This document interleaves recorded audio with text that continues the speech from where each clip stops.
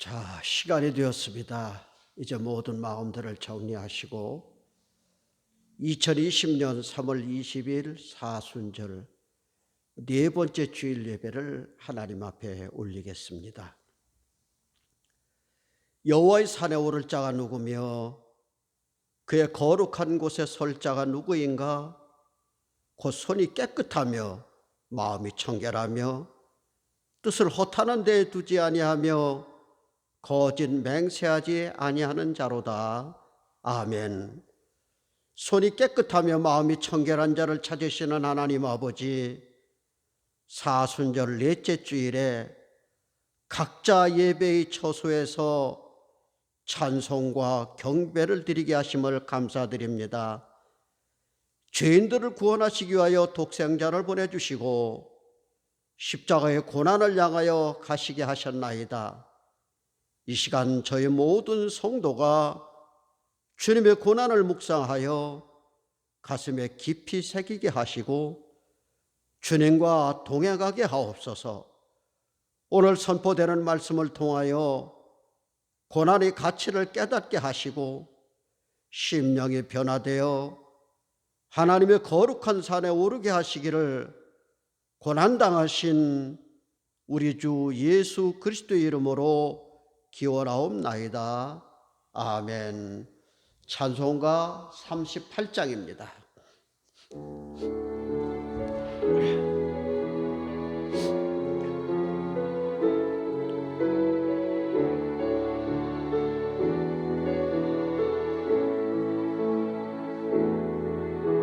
예수 우리 왕이여, 이곳에 오셔서 우리가 왕께 드리는 영광을 받아주소서. 우리는 주님의 백성, 주님은 우리 왕이라. 왕이신 예수님 오셔서 좌정하사 다스리소서.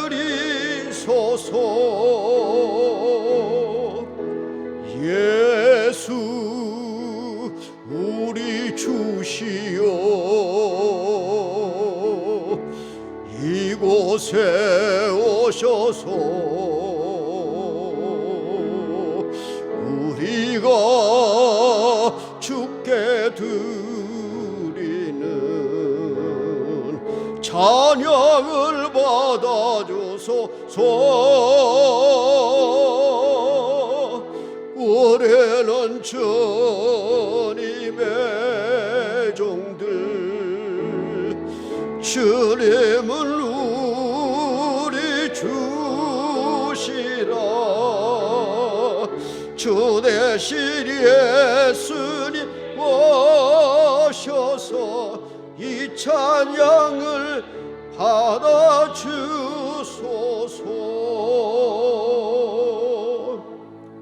고백의 기도문을 가지고 모두가 함께 고백하겠습니다.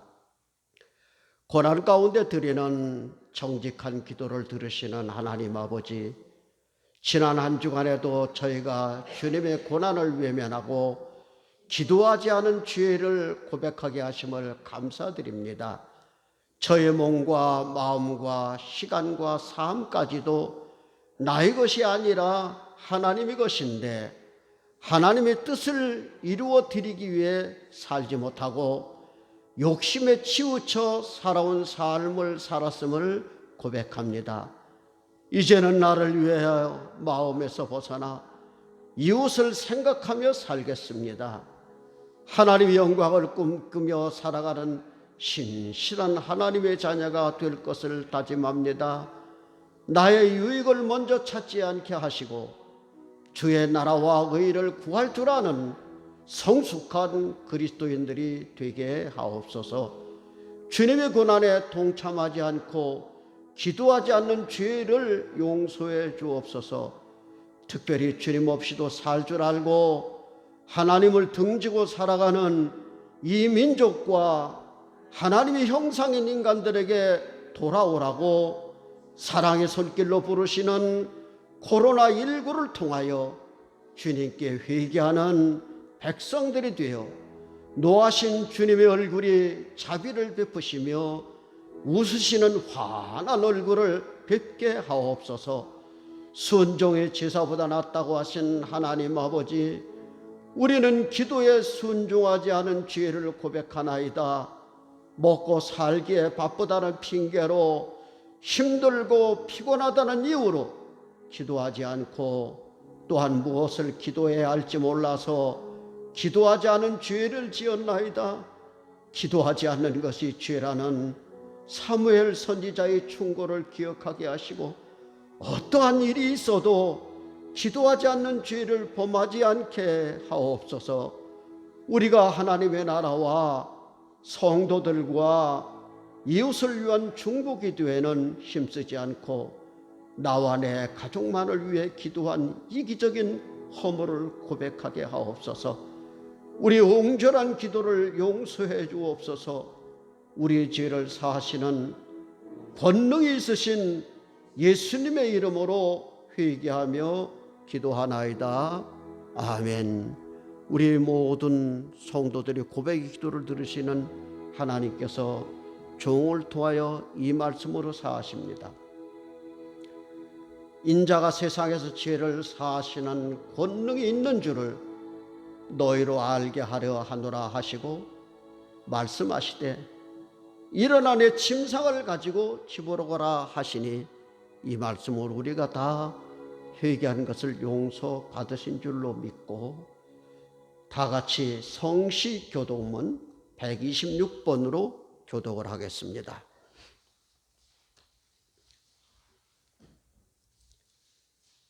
여호와의 나의 영혼이 주를 우러러 보나이다. 나의 하나님이여, 내가 주께 의지하여 싸우니 나를 부끄럽게 않게 하시고 나의 원수들이 나를 이겨 개가를 부르지 못하게 하소서. 주를 바라는 자들은 수치를 당하지 아니하려니와 까닭 없이 속이는 자들은 수치를 당하리이다.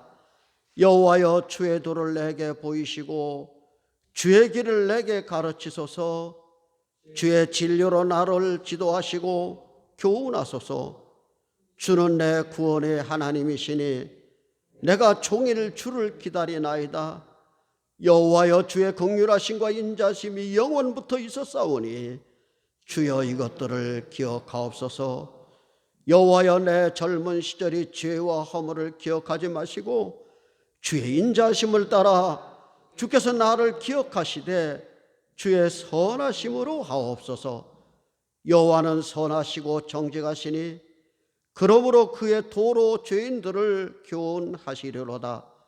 온유한 자를 정의로 지도하시며 온유한 자에게 그의 도를 가르치시리로다. 여호와의 모든 길은 그의 언약과 증거를 지키는 자에게 인자와 진리로다. 아멘. 사도신경으로 신앙을 고백합니다. 나는 전능하신 아버지 하나님, 천지의 창조주를 믿습니다. 나는 그의 유일하신 아들 우리 주 예수 그리스도를 믿습니다. 그는 성령으로 잉태되어 동정녀 마리아에게서 나시고 본디오 빌라도에게 고난을 받아 십자가에 못 박혀 죽으시고 장사된 지 사흘 만에 죽은 자 가운데서 다시 살아나셨으며 하늘에 오르시어 전능하신 아버지 하나님 우편에 앉아 계시다가 거기로부터 살아있는 자와 죽은 자를 심판하러 오십니다. 나는 성령을 믿으며 거룩한 공교회와 성도의 교제와 죄를 용서받는 것과 몸의 부활과 영생을 믿습니다. 아멘. 봉헌 찬송을 하겠습니다. 213장, 오늘은 5절로 찬송하겠습니다.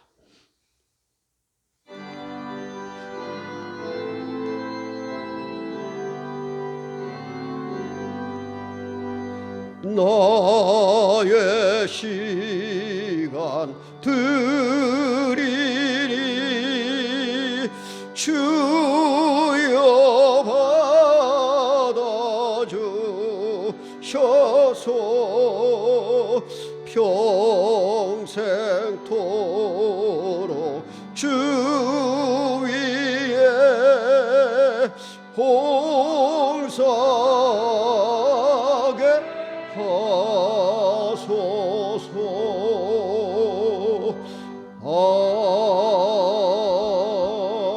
아멘. 교회 소식을 알려드립니다. 이제 4월 15일 총선을 앞두고 모든 나라의 질서를 지키고자 하는 그것을 위해서 뽑힌 위정자들이 정말 더욱더 나라를 혼란스럽게 하고 백성들을 위해서 준비된 그들이 도리어 백성들이 근심거리, 걱정거리가 되고 있습니다. 그러다 보니까 나라가 혼란하기를 보통 혼란한 게 아닙니다. 나라를 위해서 기도해 주시고 코로나19가 속히 종결되기를 위해서 기도하시고 지영자 집사님이 직장암으로 투병 중에 있습니다. 여러분들의 많은 기도가 필요합니다.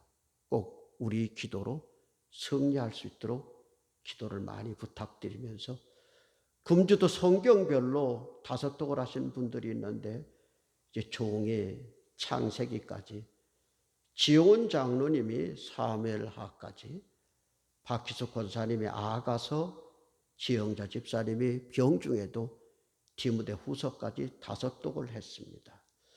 여러분들 주보에 이제 봉헌 내용이 기록되어져 있는데 이것은 3월 18일 오전까지 온라인 통장으로 입금된 헌금입니다.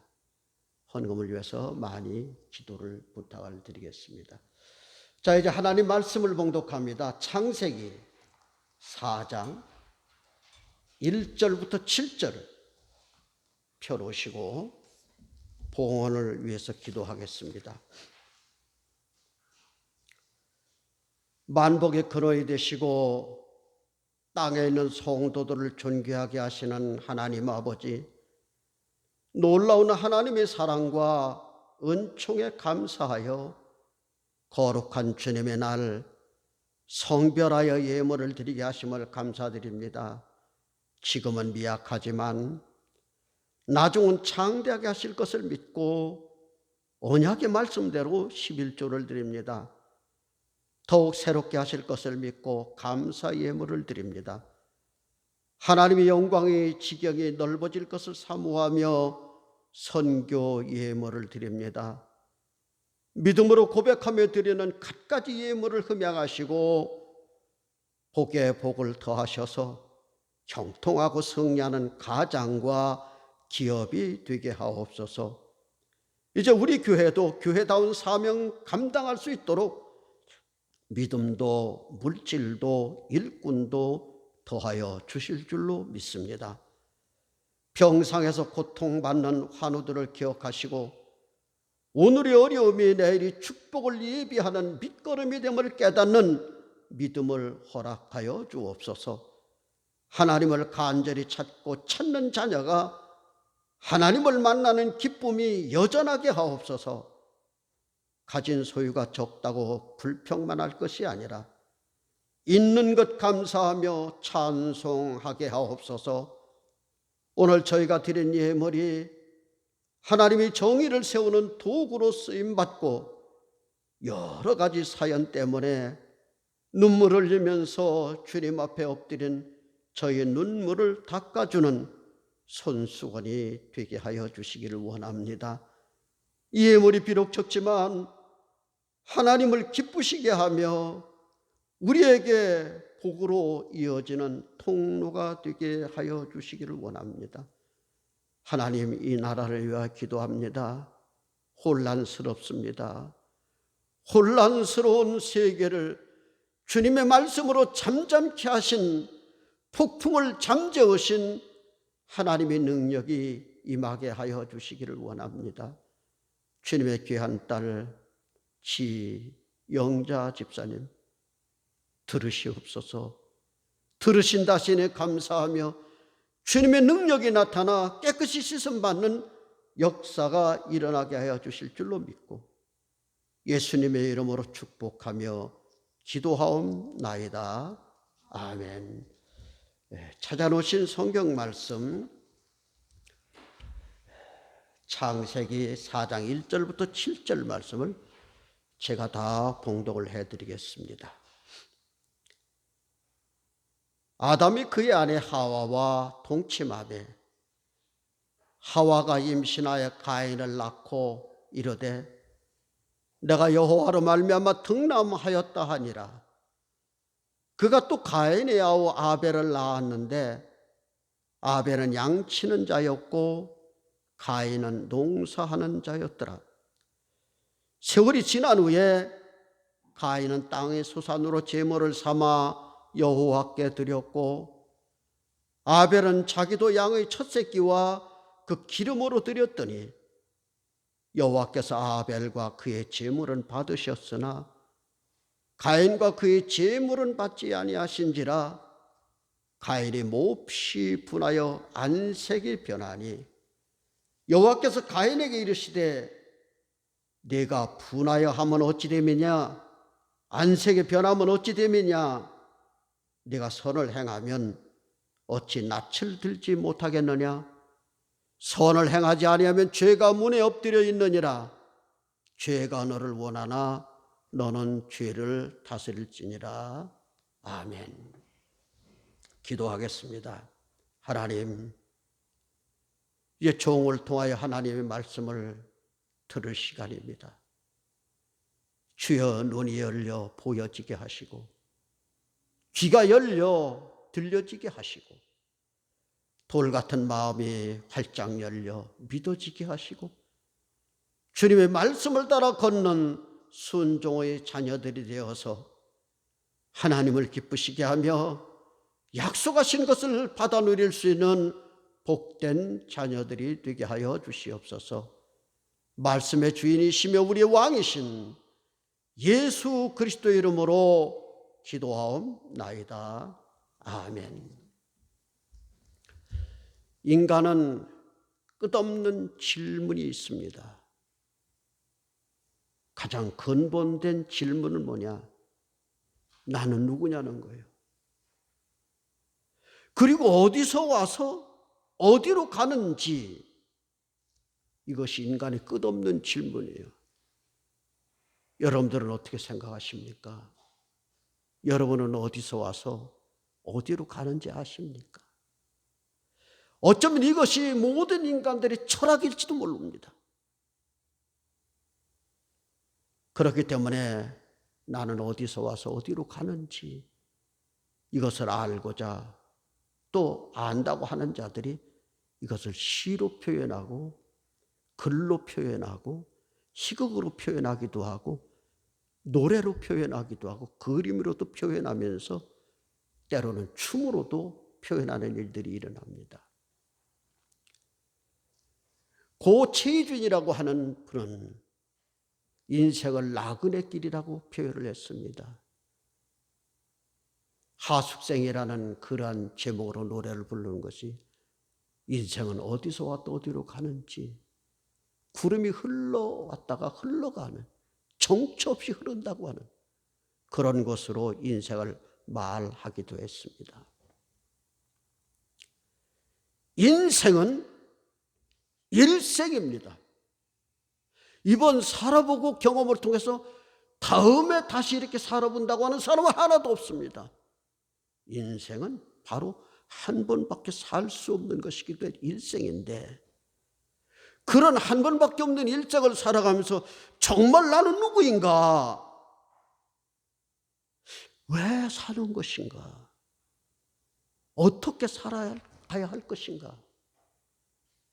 이것을 일찍부터 생각을 하며 내가 정말 그 바르게 살아가는 것인가를 확인하면서 살아가고 결국 답을 내야 되는 것이 우리 인생이 아닌가 싶습니다. 나는 어디서 와서 어디로 가느냐? 누구에게 물어봐야 되느냐 말이에요. 나도 모르는데 누가 나한테 묻는다고 해서 내가 무엇라고 대답할 것이며, 내가 불완전한 인간 누구에게 그것을 물을 수 있습니까? 아무도 대답할 수가 없으면 나도 대답할 수 없는 겁니다. 그렇기 때문에 전능하셔서 천지를 창조하신 하나님만이 이 비밀을 알 수 있습니다. 그래서 하나님께 물어야 됩니다. 우리가 잘 아는 사도 바울도 다메섹 도상에서 예수님을 만나기 전에 신앙생활을 나름대로 잘한다고 했지만 그의 모든 목표는 이 땅의 안목의 정욕, 육체의 정욕, 이 생의 자랑을 넘어가지 못했습니다. 그러다가 다메섹 도상에서 예수 그리스도를 만난 후에 그 생각이 바뀌어서 제일 먼저 튀어나오는 말이 사도행전 22장 10절에 주님, 제가 무엇을 하리이까 묻는 거예요. 주님, 제가 무엇을 하리이까? 우리도 마찬가지입니다. 우리가 예수 그리스도를 만나기 전에는 무엇을 위해서 살았습니까? 수단과 방법을 가리지 않고 안목의 정욕, 육체의 정욕, 이생의 자랑, 수단과 방법을 가리지 않고 이것이 내 것이 된다면 못할 일이 없도록 그렇게 살아왔는데, 이제 우리는 예수 그리스도를 만난 사람들입니다. 나는 누구냐 말이에요. 나는 하나님의 말씀 성경을 통해서 내 몸은 흙에서 왔고 내 영혼은 하나님으로부터 왔다고 하는 것을 우리는 잘 알고 있습니다. 그러면 어디로 가느냐는 거예요. 이것도 하나님의 약속이 분명합니다. 어디로 가느냐? 나의 죄를 위하여 죽어주신 예수 그리스도를 믿는 자는 죄 용서함을 받고 영생의 천국으로 가서 영생을 하겠다고 약속하셨지만, 이것을 무시하고 아직까지도 자기 욕심대로 살아가는 사람은 죄 용서함을 받지 못하기 때문에 영원히 사는데 어디 가서 영원히 삽니까? 지옥에 가서 영원히 산다고 하는 것이 하나님의 정확한 약속의 말씀인 것입니다. 하나님으로부터 와서 죄 용서함을 받는 자는 하나님 나의 본향으로 돌아가지만 죄 용서함을 받지 못한 사람은 지옥에 가서 영원히 살 수밖에 없는 것을 우리는 정확하게 압니다. 하나님으로부터 와서 하나님께로 돌아간 그 사이에 내가 무엇을 할까야 하는 것은 우리의 삶의 목표가 되고 목적이 되는 것입니다. 오늘 본문을 보면 가인과 아벨의 하나님 앞에 제사를 드리는 내용이 나옵니다. 요즘으로 말하면 가인과 아벨이 예배자로 살았다는 것인데, 이들은 어떻게 예배자로 살았느냐 하는 본문을 살펴보면서 나는 예배자입니다라고 하는 제목으로 은혜를 나누고자 합니다. 첫째, 우리는 예배의 자리로 나와야 합니다. 오늘 본문 2절에 보면 가인은 무엇을 했어요? 농사를 졌다고 그랬어요. 아벨은 무엇을 했다는 거예요? 양을 쳤다는 거예요. 그런데 3절 4절을 보면 세월이 지난 후에 가인이 땅의 소산으로 제물을 삼아 여호와께 드렸고 아벨은 자기도 양의 첫 새끼와 그 기름으로 드렸더니, 이 말씀은 세월이 지난 후에라고 하는 얘기는 예배 때가 되어 이 말씀인 것입니다. 가인의 삶의 현장과 아벨의 삶의 현장이 다릅니다.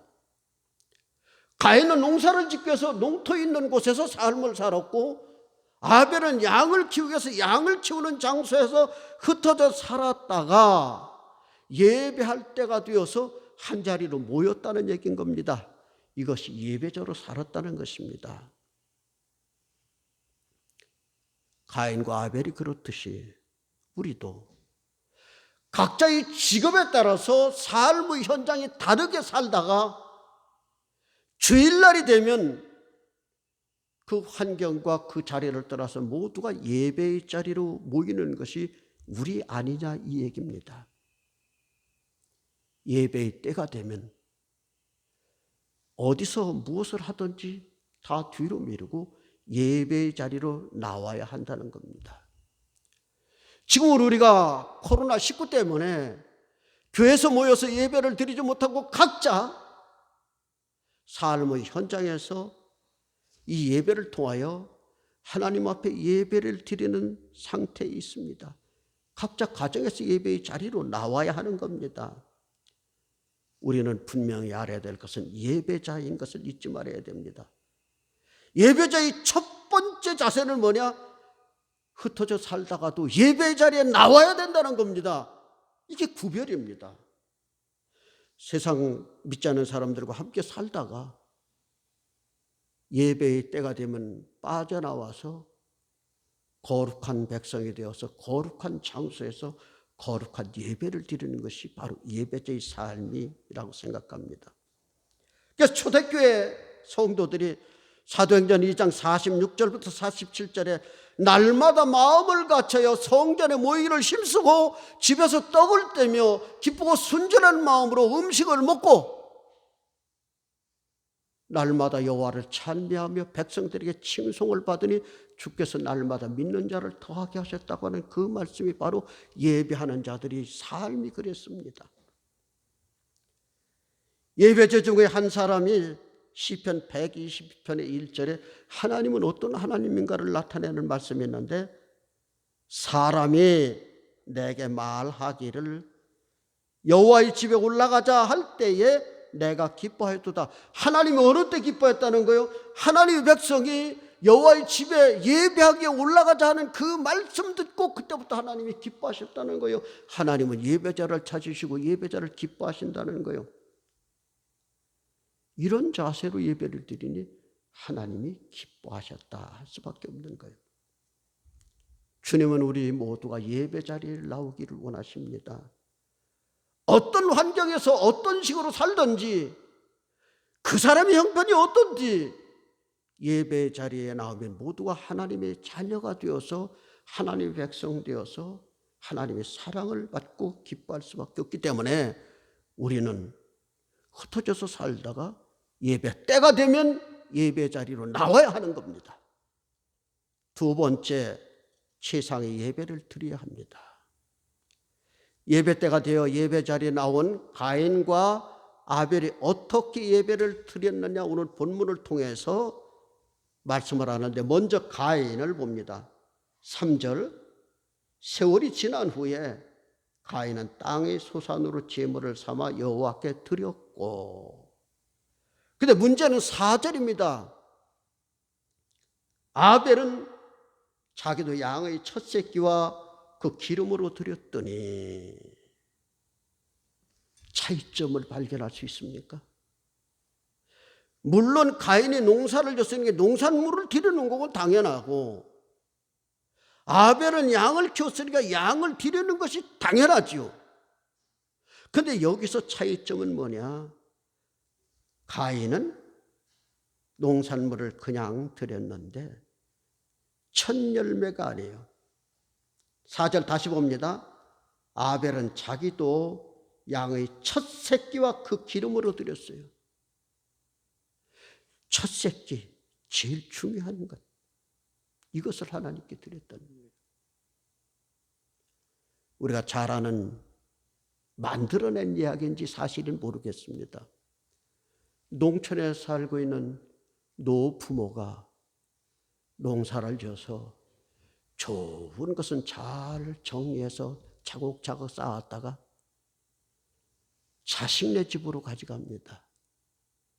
자기들은 그냥 농사 짓는 자기들은 그런저런 것을 먹고 살면서도 제일 좋은 것은 항상 모아서 말려놓고 준비했다가 자식네 집으로 싸질머지고 갑니다. 아버지도 지고 들고, 늙은 어머니도 머리에 이고 들고 자신의 집을 찾아갑니다. 마침 해걸음이 되어서 도착을 하고 보니까 자식들, 손자들, 자손들이 둘러앉아서 식사를 하는 소리가 들립니다. 그래서 가만히 마루 끝에 걸터 앉아서 그 소리를 들어봅니다.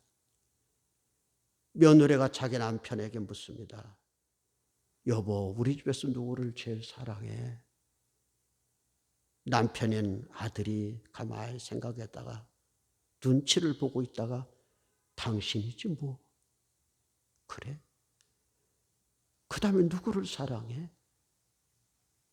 뭐 말 하나마나 우리 자식들을 사랑하지. 그 다음에는 누구를 사랑해? 참을 망설이 있다가 당신이 좋아하는 개를 사랑하지. 한참 있다가 그 다음에 누구를 사랑하는데? 시골에 계신 우리 부모님을 사랑하지. 그 소리를 듣고 부모는 첫 열매를 준비했다가 자식을 향해서 가져오는데 자식의 머릿속에는 부모가 네 번째인 것을 깨닫고 슬픈 마음을 가지고 조그마한 메모지를 남겨놓습니다.